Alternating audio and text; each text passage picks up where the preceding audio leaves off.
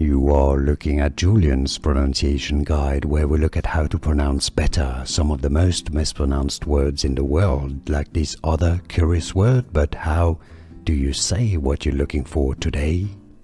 Let's learn how to pronounce the name of this famous Italian painter, artist. If you want to learn more names of all the famous artists and painters that many get wrong, make sure to stay tuned. I'll got them all on the channel. I'll link to them at the end of the video. So the full name, he's known as Raffaello in English.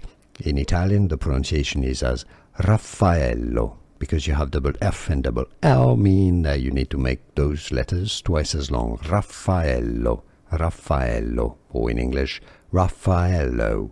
Sanzio, Sanzio, that's your Italian pronunciation here, Sanzio da Urbino. Full name in Italian, Raffaello Sanzio da Urbino, or in English, Raffaello Sanzio da Urbino. Here are more videos on how to pronounce more confusing words and names too many mispronounced. Like this video if you found it useful. I appreciate your support. I'll see you soon and thanks for watching.